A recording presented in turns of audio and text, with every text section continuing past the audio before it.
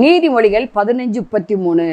மேன்மைக்கு முன்னானது தாழ்மை, தன்னைத்தான் தாழ்த்துரு உயர்த்தப்படுவான் ஆண்டவர் சொன்னார்.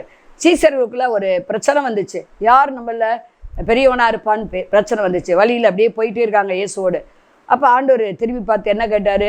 என்ன பேசுனீங்க? அவங்க யாரும் ஒன்றும் பதில் சொல்லலை. உங்களை பற்றி எங்களுக்கு தெரியும். ஏன்னா நம்மளை நாவில் சொல் பிறவதற்கு முந்தையே ஆண்டவர் என்ன பேச போகணும்னு அறிந்திருக்கிறார். அவருக்கு எந்த மனுஷனை பற்றியும் சொல்ல வேண்டிய அவசியம் கிடையாது. அப்படி ஆண்டவரே, அவன் இப்படி, இவா இப்படி, ஆண்டவரே நீங்கள் ஜெபத்தில் சொல்ல வேண்டியதே கிடையாது. ஆண்டவருக்கு தெரியும். நாவில் சொல் பிறகு முந்தைய என்ன பேச போகிறோன்னு அறிந்தவர். அப்போ சீசர்களை பார்த்து கேட்குறாரு. அவங்க அப்படி ஒன்றும் சொல்லலை, வாயை திறக்கலை.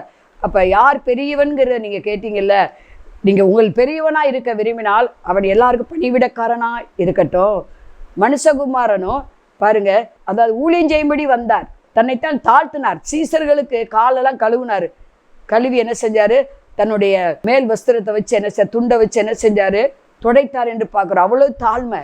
நீங்கள் தாழ்த்துங்க. மேன்மை அடையணுமா? தாழ்த்துங்க. ஐயோ எனக்கு இந்த வேலையை செய்கிறாங்களே, அந்த வேலையை சொல்கிறாங்க, எஜமானுக்கு வேலைகளுக்கு கீழ்ப்படிங்க, குடும்பத்தில் பெற்றோருக்கு பிள்ளைகள் கீழ்ப்படிங்க, தாழ்த்துங்க. நான் நிறைய படிச்சிருக்கேன், உனக்கு ஒன்றும் தெரியாதுன்னு சொல்லாதீங்க. பாருங்க, பிள்ளைகளே உங்கள் பெற்றோருக்கு எல்லா விதத்திலும் நீங்கள் கீழ்ப்படிங்கள் இருக்கு. உங்கள் பின்னாக்கள் நன்றாக இருப்பதற்கு, நீங்கள் இந்த பூமியில் நல்ல நீண்ட ஆயுளாக இருப்பதற்கு கீழ்ப்படிங்கள் இருக்கு. ஆகவே தாழ்த்துங்கள். உங்களை தேவ சமூகத்தில் உங்களை தாழ்த்துங்கள். எல்லாருக்கும் முன்பாக தாழ்மையாக நடந்து கொள்ளுங்கள். இருக்கிறவர் நிறைய வசதி வாய்ப்பு இருக்கிறவங்க அதை ரொம்ப இருக்குன்னு பெருமை பாராட்டாதீங்க.